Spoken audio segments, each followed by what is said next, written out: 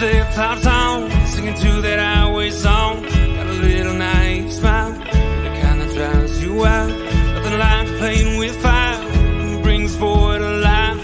Be you with a fuse you light, you're good, dynamite.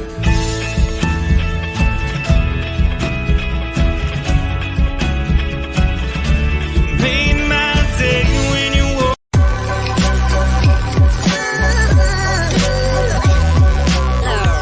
The following is a presentation of the Belly Up Sports Media Network. 14:20 in the morning, 14 minutes and 20 seconds worth of sports talk to get you through your daily commute.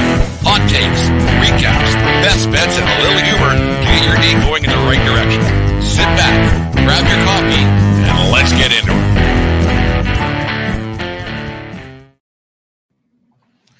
$14:20 in the morning. Today's show was brought to you by SeatGeek.com, the SeatGeek app. Use promo code 1420pod at SeatGeek.com today and save yourself $20 on your first purchase at SeatGeek.com today. Thank you for making us a part of your morning each and every morning. Remember, we are part of the Belly Up Media Network. Go to BellyUpSports.com for great articles and podcasts, such as the Sports Stove podcast, hosted by today's guest here at 14:20 in the morning, Vince Stover. How you doing, Vince? My friend, it's been a while.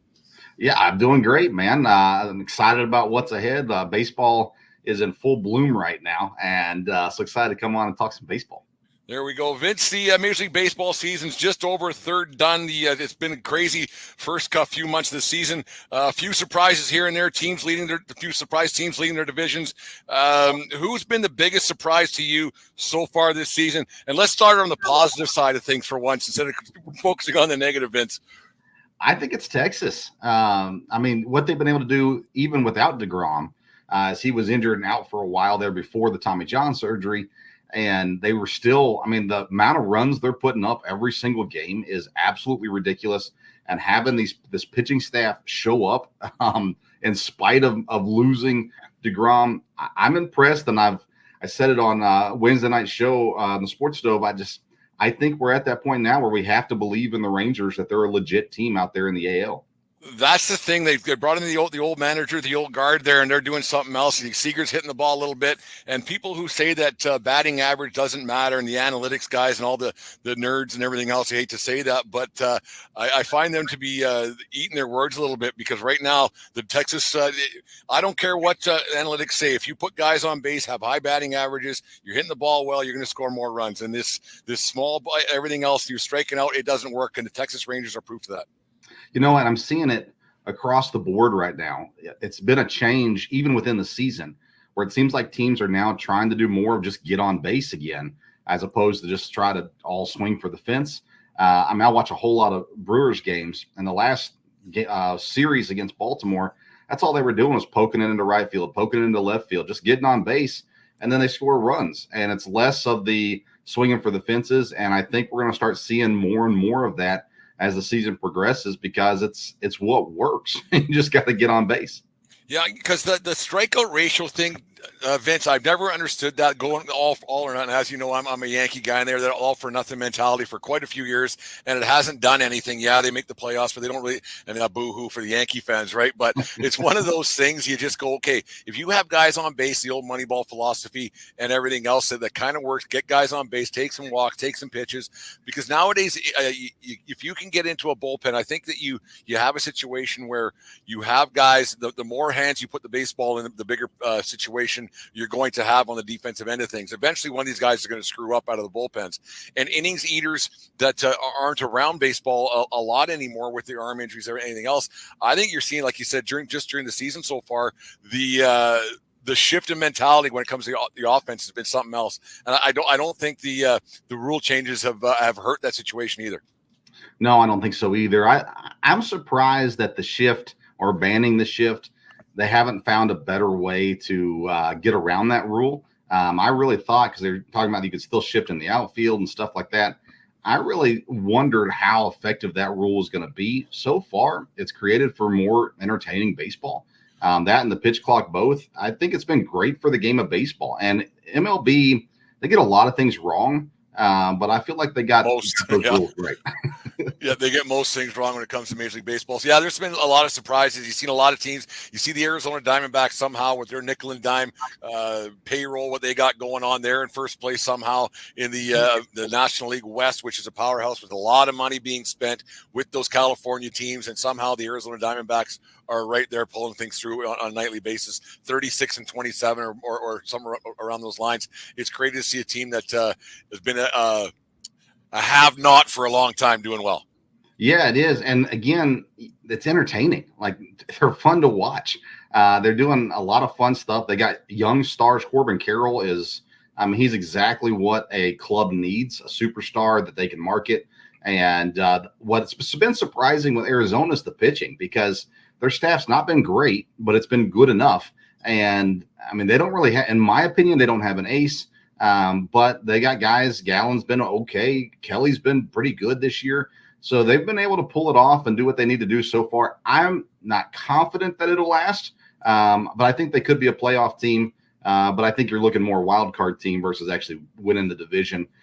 I'm just not sure that the pitching's good enough to win that division. Yeah, you got to think eventually the Dodgers will find a way to get back in where where they've been for X amount of years now. They'll find a way to get it done. Another surprise, you go out east there. The Tampa Bay Rays are just rolling no matter what. So I listened to your guys' show this morning, and yeah, it was something else. How that team, yeah, they won whatever it was, 20 games in a row to start the season, and they just haven't skipped a beat really as it goes on. And it's good that they did, because you look at the Baltimore Orioles, another surprise team, only 3.5, I think 4.5, 5 out right now, but Baltimore, without that start, they'd be a first place Baltimore Orioles team. Yeah, Tampa. I talked about this before the season on the Fantasy Baseball show, but it's a team that you just can't bet against. Every year you look at them and you go, the Yankees are better. Baltimore's getting better. Toronto should be really good. And then all of a sudden Tampa rolls off the incredible start to the season.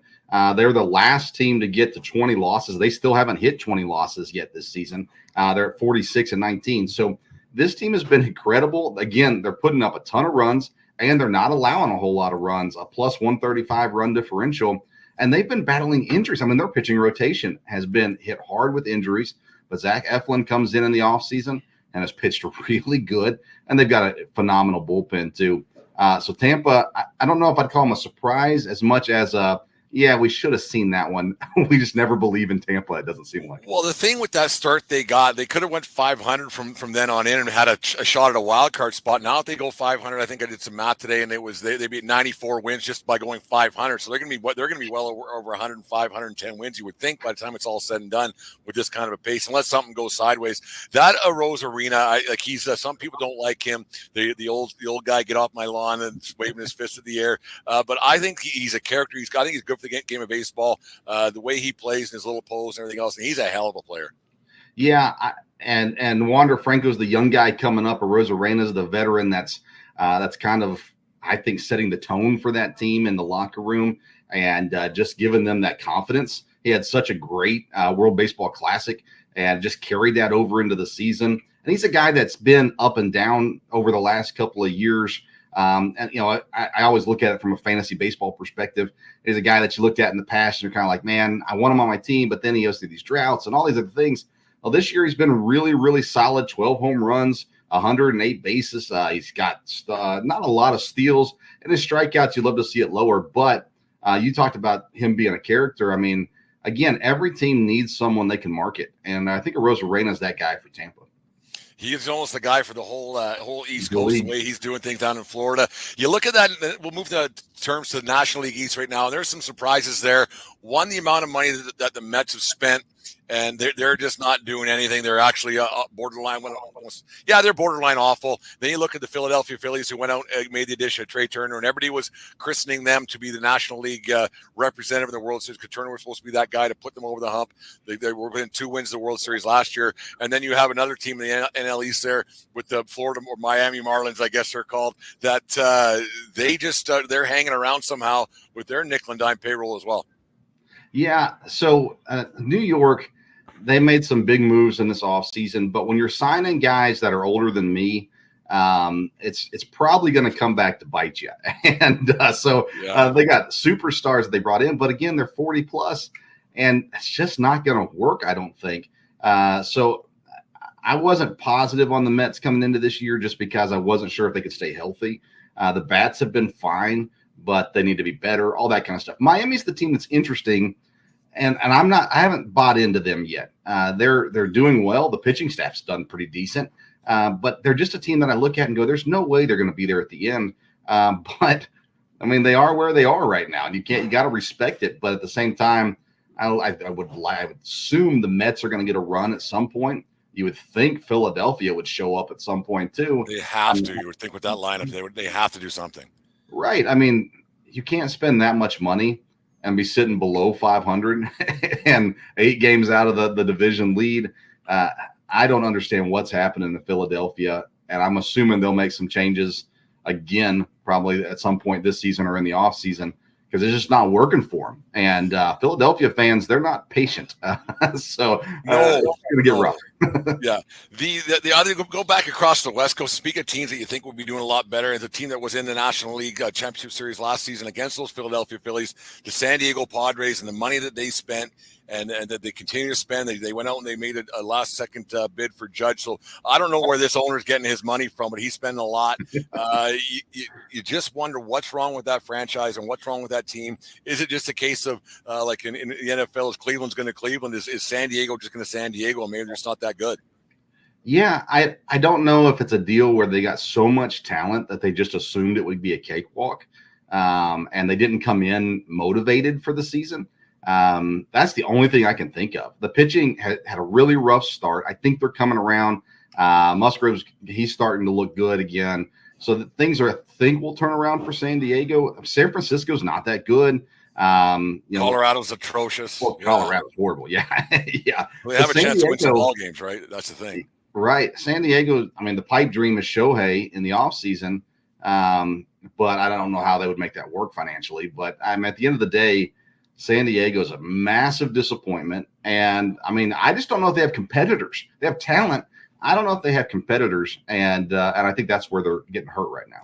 Well, I don't know if you heard the other night when Juan Soto there, he was asked a question. He said, well, I'm doing my job to ask the other guys. I'm paraphrasing, but that's basically, I'm here for me and I don't really care. I know I'm getting paid. And he's a Boris client, so he's not going to sign during the season, and he's going to do what he can, get his numbers stacked up. But I think part of the problem there is like that you look how good that team was last year when Tatis Jr. got told, thanks, bye, see ya. And then now he's back in the lineup full bore. And there's no surprise to me that they aren't winning ball games. Do I know enough about the guy to call him a cancer? No, but I think if it looks like a duck and walks like a duck, it's a duck. Yeah, I mean, he's a great talent, right? He's got incredible talent, as does pretty much everybody on that roster. But yeah, there's something so much about team sports is the camaraderie. If you don't get 100%. Along, it's going to show up on the court, on the field, whatever it may be. And we have an epidemic of selfishness, and again, you're going to give somebody that much money, it's going to be hard to motivate because they get their money either way, and baseball pays so much money to these guys. And I mean, good for them they got the money, but man, you'd sure like to see them care a little bit and maybe give their fans something to be happy about, because the fans are supporting them, and man, it's ugly in San Diego. It's really ugly in San Diego. You look at here in Canada, I don't know how much you follow this, but the biggest surprise here is Alek Manoah. He's just gone from an all-star last season, Cy Young guy, the whole bit, and he was talking a big game, calling Garrett Cole the biggest cheater in baseball and everything else, and he comes out and he's got sent down to the Florida the Florida Complex League this week. He just don't got it. And do you think he's a victim of the pitch clock? He just can't handle it because he was a very methodical kind of guy. What's your thoughts on that, Vince? I mean, I think it's fair to say. At the end of the day, though, you're a professional athlete, and I think that's a poor excuse for failure. So Manoah, honestly, pitching as a whole has been rough this year. I mean, ERAs are way up this year, but Manoah, his downfall was so surprising. And to see where he's at right now, you're sitting there going, oh my goodness, like, I mean, if I'm another team, I'm thinking maybe I go out and try to get him for cheap and see if we can build something back with them, because maybe right now is the time to go get him. But I mean, maybe it is a mental thing. Maybe it is a method thing where he's not able to go through his process. But again, I don't know. I have very little patience for professional athletes that can't get over something relatively small and can't make it work, at least to a level where he could stay on a Major League Baseball roster. Like, that blows my mind that he's been as bad as he's been. Yeah, it's crazy to think that a guy couldn't over the offseason figure out the pitch clock and everything else. If that is the problem, but I think you brought up a good point. Can a guy like that who your franchise or your fans more than anybody doesn't have much faith in? If they do, he pretends to straighten things out down the Florida League. It's still the Florida League, bunch of 18-year-old kids, right? So how much better could he get? So he might go to AA, then up to AAA. But if he has a stinker start back in Toronto in July, the fans aren't going to be very forgiving. Maybe it is time for a change of scenery. Who knows? Like, you don't to give up on a young arm at 25 years old. He hasn't had Tommy John yet, so it's only a matter of time before he has his. But you wonder how that's going to all turn out. It's going to be really interesting. Vince, you look at teams like the Baltimore Orioles, like we talked about, Arizona, Miami, your Milwaukee Brewers, not big spenders in general. Do you think, and the Tampa Bay every year they do it, they're not big spenders. Do you think you're going to see a shift in baseball where owners are going to be like, you know what? We don't need to spend $300 million because that team's spending $75 and that team's spending $60, and the Pittsburgh Pirates are only spending $48 or whatever they're spending, and they're contending. Do you think you're ever going to see a situation in baseball where the Cones of the world, the Steinbrenners of the world are going to be like, what are we doing spending all this money and not winning? We could have the same record as that guy and spend a third of the money. I don't think it's going to change. I think those guys know the entertainment value and the importance of it. They're going to make more money off of Aaron Judge, Shohei Ohtani, those kinds of guys than they are even winning a World Series, which sounds kind of crazy. But at the end of the day, if you're competitive and those guys that spend big money for the most part stay competitive, I don't think it's going to change. Now, you're always going to have the teams that can't spend, and some of them are going to be good enough to build a winning program. But at the end of the day, you need star power. It's more marketing than anything else. It's an entertainment, and you got to have people that can entertain. And so I think that you're always going to have the big spenders in the big markets. I don't see that ever changing. They might spend a little less, but at the end of the day, I mean, good night. Shohei is going to make more than probably the entire Milwaukee roster at his next contract. So, and you're not going to talk anybody out of trying to sign him because he's that good, right? So now I think the big spenders, the Dodgers, the Yankees, the Mets, they're always going to be big spenders.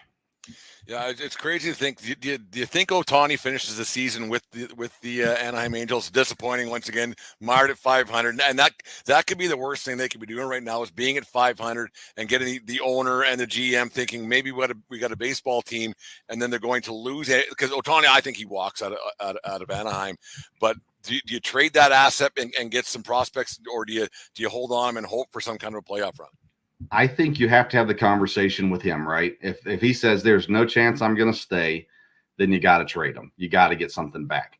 But if there's any possibility that he's going to stay, even if it's 50-50, like, you can't trade him. You got to do everything in your power to hold on to him and sign him. Because again, Shohei, I mean, he's the reason people go to Angels games. And there's no other reason to go. Mike Trout used to be a guy like that. But I don't think people really care about Mike Trout as much. I've said trade Mike Trout, get pieces there. And because Shohei's 100%. A once-in-a-lifetime player. And so you want to keep him at all costs.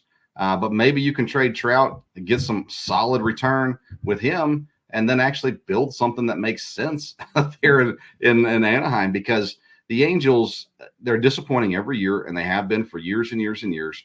I think Shohei, I think he could stay. I think he likes them, and I think he likes LA. Now, again, he could just go across the street and go to the Dodgers. But and I think that's the most likely spot for him to go if he does leave the Angels. But if I'm the Angels, it's hard for me to trade him just because I want to make sure I've done everything in my power to keep him in-house. Well, the marketing you get with that guy, like you said, and the fan base that you'll have and everything else, and the money that will come over from Japan, it's a thing. I remember watching Ichiro when he was with Seattle for all those years, and the tour buses that would come just to see him. It was pretty remarkable. Yeah, and I think a good comparison too is Yao Ming in the NBA. Like the way that market spread when he came over to Houston, I mean, that's what Shohei did. It did for the Angels, and so I think, like I said, I think you got to keep him. Seattle's an interesting team, by the way, for Shohei if he does leave, also because they have the Ichiro thing there, where Ichiro can encourage him to go too. So I think he'll stay out west. I think if it's not the Angels, Dodgers and Seattle are probably the two teams to look at. But I really do think he stays with the Angels. I'd actually be a little surprised if he leaves. Yeah, you brought up a good point about trading Mike Trout. Maybe Trout will get sent back home to Philadelphia area and maybe do something out there. You never know, because I think for that guy to have any. He's already a Hall of Famer and everything else, but to have some kind of a legacy, he really needs to do something big, because you've already lost a lot of his career being at a mediocre franchise out west, where you don't see Mike Trout in the California or the Anaheim Angels play very much. I mean, they were on last night here. I was outside barbecuing and watching the game a little bit, but that's the only time, because it was just on. I wasn't hunting it down, but it was just on some feed, right? So no one hunts down Mike Trout very much, and for that guy to be an all-timer, I think he needs to win something. Yeah, I agree. I mean, you talk about legacy, and baseball is a unique sport with that. But at the same time, I mean, I don't think the Angels have done nothing to try to win. Like, I think they put a fair effort into it, and it just hasn't worked. And I mean, Trout, I think he's a great guy. I think the way he represented America in the World Baseball Classic was phenomenal this past year. Unbelievable. It was great. You got to see his personality a little bit. You got to see his passion, but you don't get to see it when he's with the Angels. So I'd love for him to go somewhere else for him, and kind of go from there. And that's a change for me. I'm a big loyalty guy. I like people staying where they are and growing and building something special where they are. But at the end of the day, I think that's the best option for the Angels. You just got to find someone who's willing to pay to get Trout, and they're going to have to pay a lot, I think, to get him. That's a chunk of change. Then the prospects, everything else you'd have to give up. You'd probably have to go superstar for superstar just to replenish because you can prospects are cool, but championships are cooler, right? And everything else, because if you just have a shelf full of prospects and you don't get anything done, then what did you do? It's a tough boat. These GMs don't have an easy job when it comes down to it. They want to win, and they're trying to protect their job in all sports. But when when push comes to shove, they have to answer the owners too. It's tough.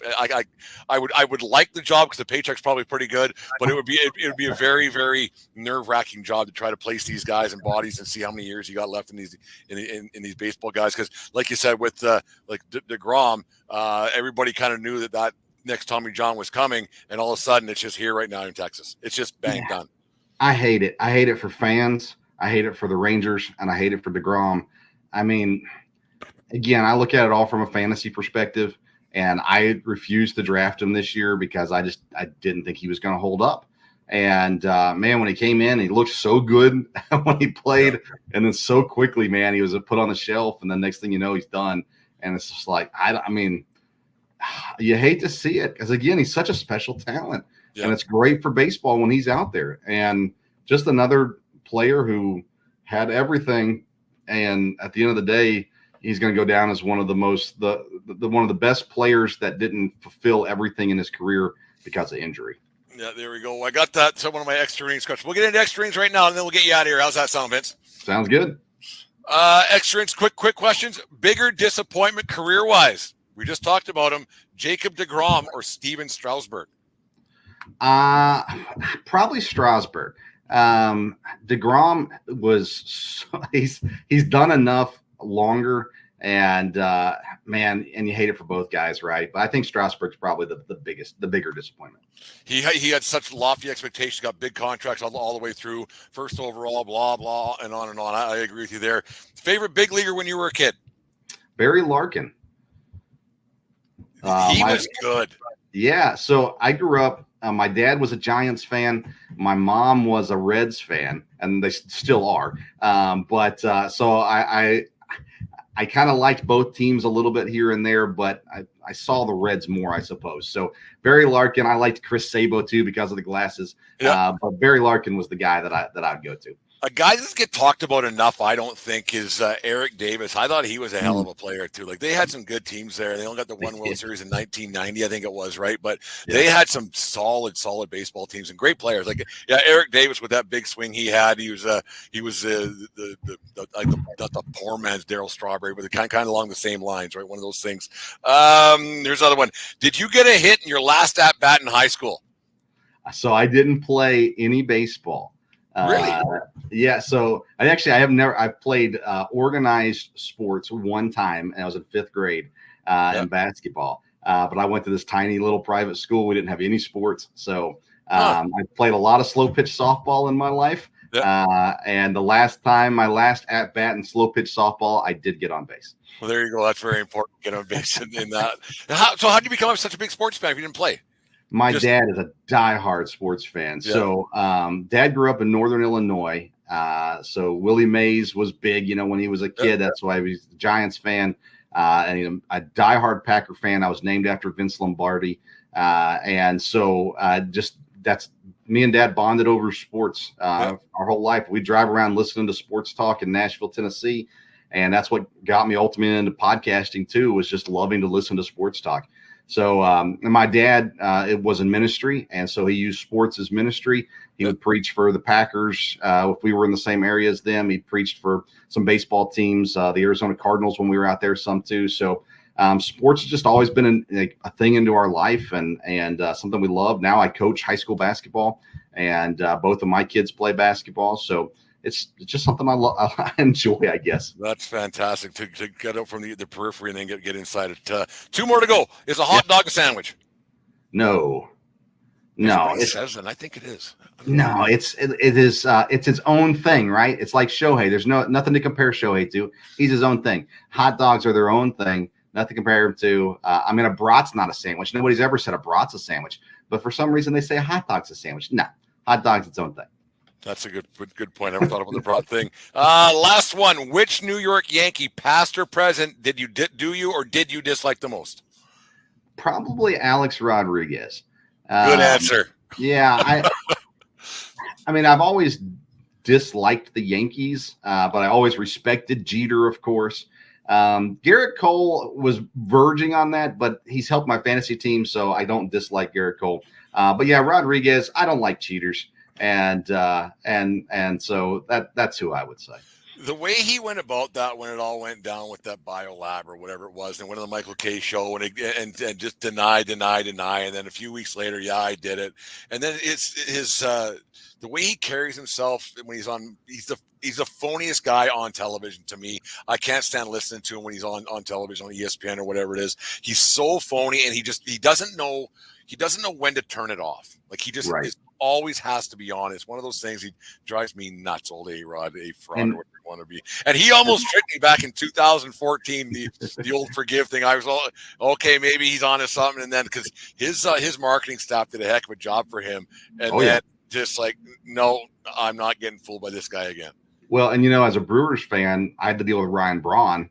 And he was as disgusting as A-Rod, just in a slightly different way. And that's hard to sit through sometimes. You got a team that you want to support. I saw Ryan Braun in the minors in Nashville, and you want to support those guys, but then they come out and do some really just horrible stuff. It's like, all right. The way Braun went about his little situation there, throwing those lab technicians under the bus and everything else, and the guy's making $15 million a year, whatever it is, and so you got some person making $30,000 just trying to make ends meet, and you're throwing the guy. That was a bad look for Braun back then. A horrible look, actually. I didn't care for that very much.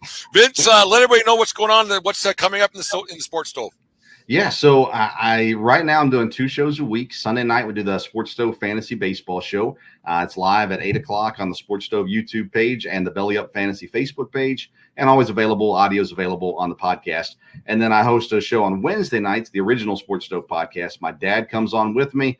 We talk all things sports. And then throughout the summer and once we get back into college football, I host a 3rd show, which is the Sports Stove Local Hour covering Eastern Kentucky University.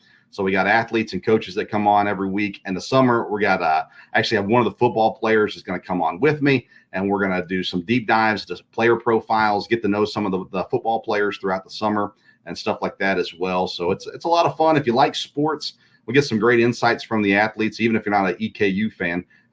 Some great insights. I'll tell you what, baseball had a guy on. He was the second baseman at EKU and gave some insight to stealing bases and was real intriguing and stuff like that. So it's always a good time. And like I said, having my dad come on with me once a week's an absolute blast. It's just like we used to do, sitting around on the couch or driving in the car talking sports. We just do it every Wednesday night for the world to see. No, I listen to that quite often. It's quite entertaining for sure, and lots of great insight. And it's a different. You got a different show there, and there's some of the other ones on the old Belly Up Network. So it's very refreshing to listen to at times, for sure. Thank you very much for coming on the show, Vince. We'll have to do it again. Maybe get to the 2/3 poll of the season, see what our predictions and prognostications that we did way back when in March, how they all turned out, right? So thank you very much once again for coming on the show. We'll do it again very soon. Thanks. Remember, and don't forget, it doesn't matter where you are, it's who you're with. Have a good day, folks. We'll talk to you tomorrow. You just listened to the 1420 Sports Bar Podcast. 4 beer with sports talk and a whole lot more. We are part of the Belly Up Media Network. Let's get into it.